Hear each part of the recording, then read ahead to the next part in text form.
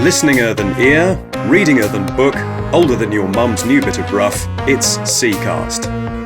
We'll be walking the plank with Tony Plankton and drowning in liquid with Tony Montmelnicalf. Like hat of car or car of dog, it's all in the prosthetic hipster. Olé! Soapy's here, as is Aziz from the Lemon Drops. Sour as ever, as is Sarazivez from the Lime Drips. Goroth from the Ornage Rivulets wrestles arm holding sickle. It's a woke show for chauvinists. It's a joke hold the muskmud, but if it was soap, it'd smell of pear. If it was soup, it would taste like pear. If it was suit, it'd be pea green on the outside and beige inside. Anyone know a good shrimp? Mine's a bit crabby. What's this liquid you've given me? Tea? Tea? Tea what? T-O-O-O, and all say welcome to the show. Right guys. Hi guys. Because it's mainly guys, right? Guys? Mid-40s, spare tyre, fairly morose. I know my demographic. Ironic t-shirt, ironic squeaky voice, back-to-front jeans, legs on back-to-front, coffee rings round your eyes, onion ring on your finger. Did you ever ring that onion back, by the way? Hey, that reminds me, did you ever ring that onion back? And so on, one sentence at a time. It's pretty freeform, guys.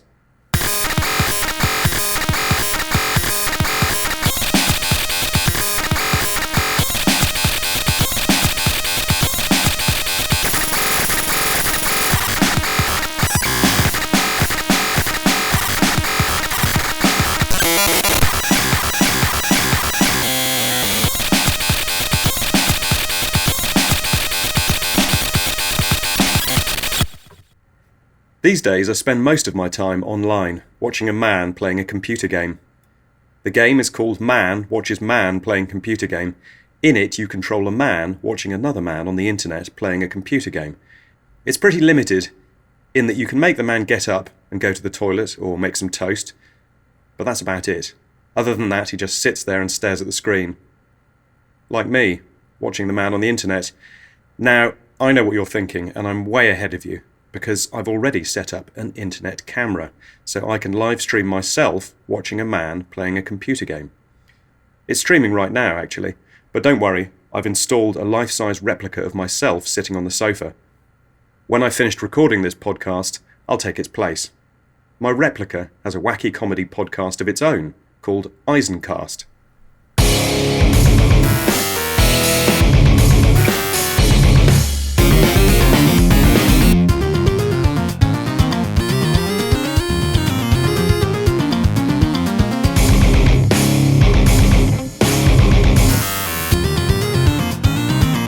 It's competition time, and Toady, I'm giving away a month's worth of conviction.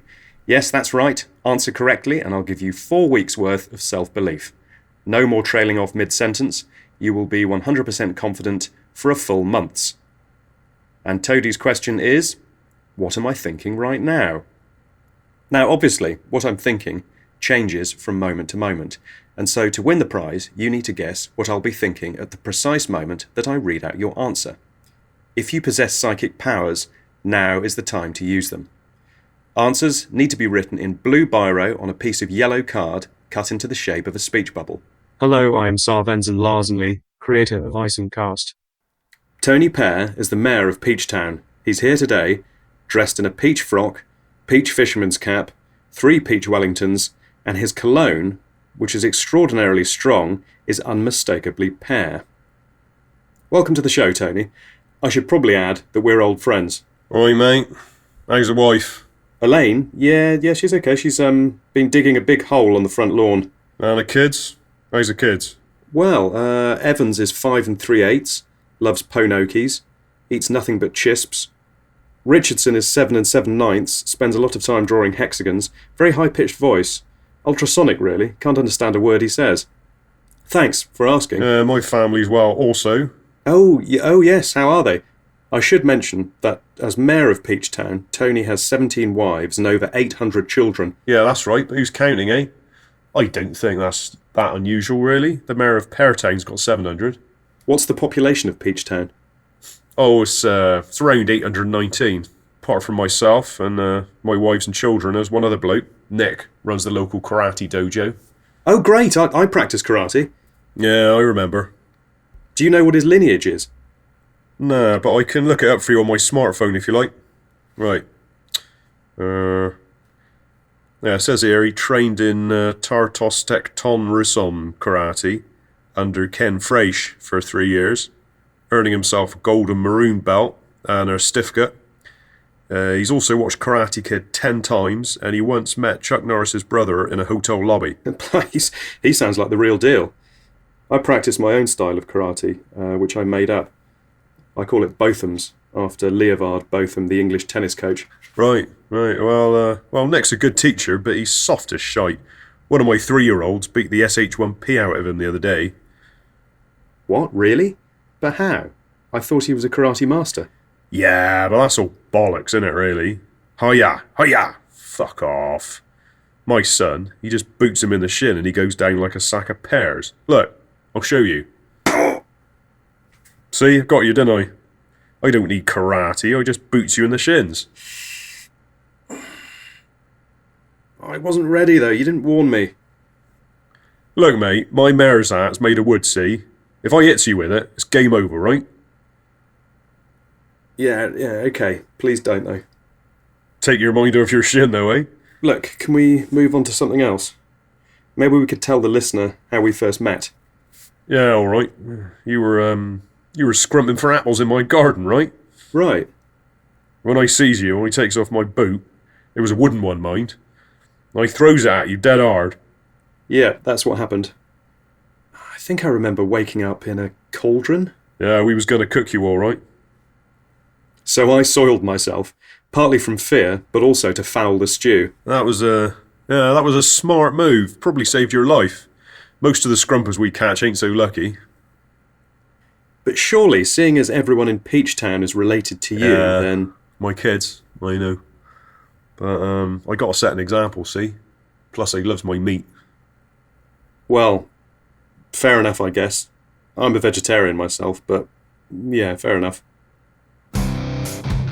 Hi, I'm Josh M. Vorgan, here to tell you about my podcast, Caveman Cave.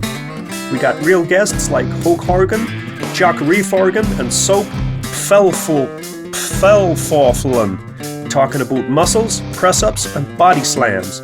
We also got a ton of adverts which help pay for all the supplements I got to take. This advert is sponsored by Switcheroo. Are you tired of your arms? Why not switch them for legs? Switcheroo! Are you tired of your friends? Why not switch them for a bunch of millennial hipsters? Switcheroo! Are you tired of your favorite CGI meathead podcast host? Why not replace him with a couple of woke gals from Boston? Switcheroo!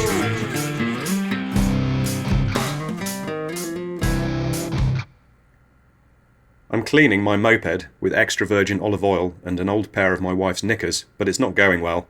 It seems the more I wipe, the dirtier my bike gets. I'm already the laughing stock of the village. I know what they say about me. Oh, look, here comes Fatty on his chicken chaser. It's not that I'm particularly rotund, but rather that I'm somewhat of a greaseball, always covered in a thin layer of lard, which I apply every evening before heading out on the moped. I notice a grimy patch. Wiping away the dirt reveals a large crack. Oh, rummets, I curse, and lean in for a closer look. Peering into the crack, I'm astonished to discover... Boy, oh boy, what a great episode of Eisencast. Oh, rummets. The seagulls have crapped all over my hat statue again. I'll have to wash it before Mother arrives. A quick Google search suggests using bicarbonate of soda, toothpaste, and handle wax. But guess what? It doesn't work at all, and now it's looking even worse. Mother will be furious. After all, it is a statue of her late father, my grandfather's hat. "Use the hose, you prick," shouts my wife. "No, that won't work according to this wingnut I follow on Voltube." "Yes, it fucking will. Watch." And by jingo, she's right. After 30 seconds with the hose, it's sparkling clean. But hang on, it looks like there's a large crack at the base. I take a closer look, but am quite unprepared for...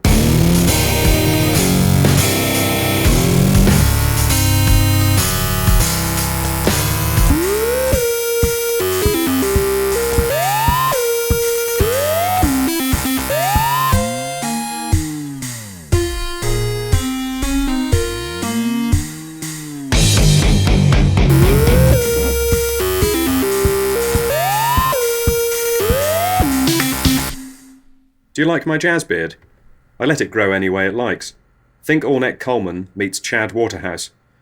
It makes me look simultaneously distinguished and dishevelled, like a vagrant jazz professor lecturing the seagulls on polyrhythms.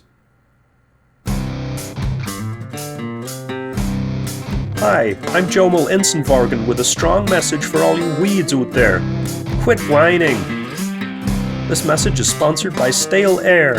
Does your house smell nice and fresh? No problem.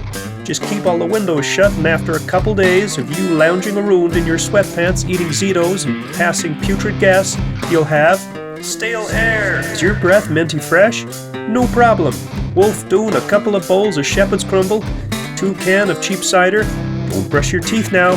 Go to bed, and in the morning, the air emanating from your crumble hole ain't gonna be too fresh no more. Stale Air. Do you like your ales? Have you tried brewing your own? How about in the cupboard under the stairs? Stair Ale. And when you're in the cupboard under the stairs, bottling up that delicious amber beer, do you feel like you're being watched by that creepy whale ornament? Whale stare. Yeah, it's staring right at you, you know? And it's got some kind of aerial on top like it's a radio. I don't know. Whale aerial. And then you notice there's another one just the same, and they're both making this real creepy noise like stereo whales. Every time I touch my dongler, a sailor dies. We're down to a crew of 3 now, which is bad news as we're heading straight for an iceberg. I tend to grab my wangler when I'm nervous, but every time I do, another seaman falls. I can't sail a frigate on my own, and so I must remain calm. Thankfully, this is only a dream, and after a hearty breakfast of pheasant's eggs, hearts and livers, I will visit my shrimp, Dr. Alzenley Bike Pelican Ingenge, and he'll give me an in-depth analysis of what it all means. The battleship represents your ego, he will drawl in his bogus American accent. The seamen are your seamen, and every time you yank your schmangler, you lose vital energy that you need to deal with the iceberg, which is your mother. Hang on, I will say. That all sounds like horse bollock, horse bollock, horse bollock, horse bollock, horse bollock, horse bollock, horse bollock, horse bollock, horse bollock, horse bollock, horse bollock, horse bollocks. My mom makes the best Mormon omelette, but she doesn't use Essex. No, sir. Her partner, Norman Osmlet, is allergic to Essex, so she uses plain flour, grated apple, and haddock instead. First, she beats the apple with the haddock until it forms stiff peaks. While she does this, she makes lewd expressions using her facial muscles until Norman has formed a stiff peak of his own. Today, Norman's cousin, Tony Cousins, has popped round with a wheel of red Leicester. Ah, Mormon omelette. My favourite, purrs Tony, and to my horror I can see that he too has an erection. Mom is now dusting a triangular baking tray with sugar. She slops on the haddock mixture and pops it into the freezer. Tea, Tony? And she gives him one of her saucy looks. Yes, please. Use curd and 3 sugars. How's Sknool, Junior? Tony sits down next to me and ruffles my fisherman's cap, but being a moody teenager, I merely emit a deflating sound and give him a withering look. I don't like Tony Cousins, and in fact I don't like Norman either. I make another deflating noise, grab my bat-board and leave the room. Halfway down the road I bump into Mopey and Rust Pope. They nod, make deflating sounds and hop on their bat-boards. I think we're heading to Mopey's house. I hope so, because his mom makes the best Amish lasagna.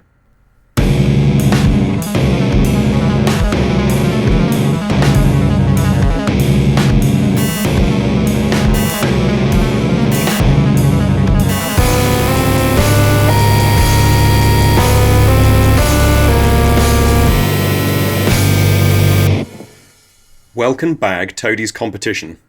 Only 3 entries this week.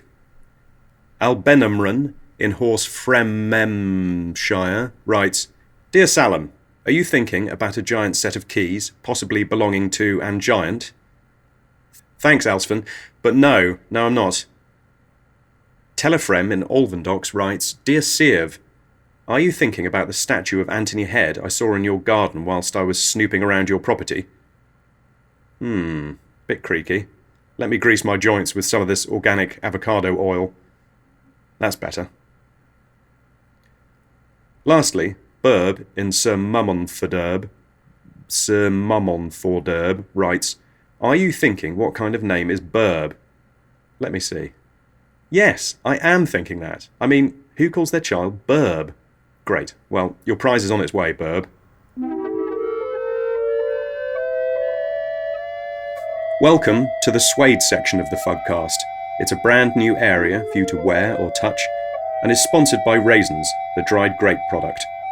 Sprinkle them on your bowl of morning suet, give your soap man a pair of eyes, or thread them onto a fishing line and hang them round your hat to ward off moths.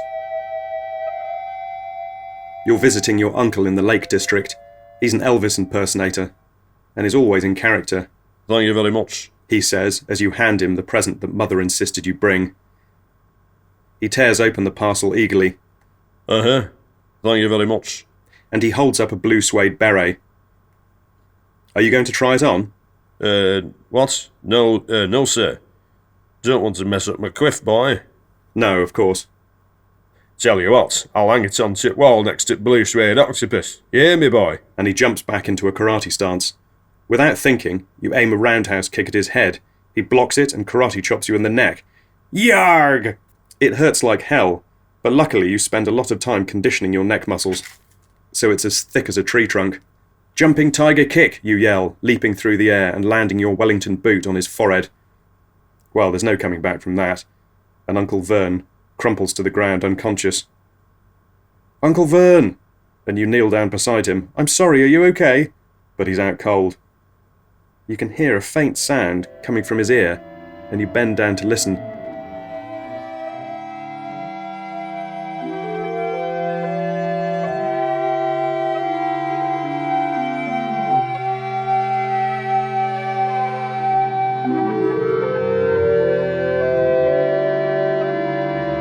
I'm eating a lemon-covered donate. And if you'd like to donate, then visit fugwatch.com and donate using the tiny yellow button. The proceeds will go towards a new selection of underpants. All my existing pairs have holes in the crotch, which means that the post lady can see my ballsack when I open the door in nothing but my crotchless pants.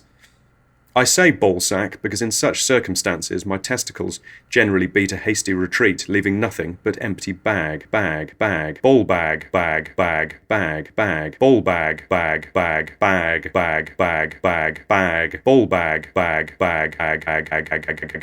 The other evening I was out with my good friend Craig Butcher, who is actually a butcher. We were out at one of these fancy restaurants, with the white walls and the knives and forks, fillet of this, bowl of that. It's all a bit beyond me, and I don't feel comfortable at all in these places. Give me a greasy pasty, a can of Ornage Aid, and sit me down in front of disgusting British bodies, and I'm a happy man. But in a swanky eatery with all their soup and their omelettes, I feel very out of place. Would Sir like to order a drink? What? Listen, mate, I'll have a can of Ornage Aid and a greasy pasty. Oh, and stick a few chips in my hat, would you? And I hand him my fluorescent orange peasball cap. Craig loves these places, and looks a bit embarrassed. I'll have a glass of Pinot Noir, please, and the steak au poivre, medium rare, of course. Oh, la-di-da, I offer, poking Craig playfully in the ribs with my fork. But there's no response. Craig? He's not moving. I prod him again, harder this time. There's a faint sound emanating from his ear. Sounds like Brahms? I lean in for a closer look and am completely... I'm not sure that I've told this story to you, but if you think I have, please stop me halfway through. Early one morning last April, I was cleaning my car with the finest balsamic vinegar money can buy, when I noticed a tiny crack in my bonnet. I put my eye to the crack, and what I saw completely changed my worldview, for within was, okay, yes, you're right, I've told you that one before. But don't you worry, because I have plenty more. Last week I was in the pub with my good friend Tim Shepherd, who is actually a shepherd. I noticed a small crack in his tin helmet, and when I leant forward to investigate,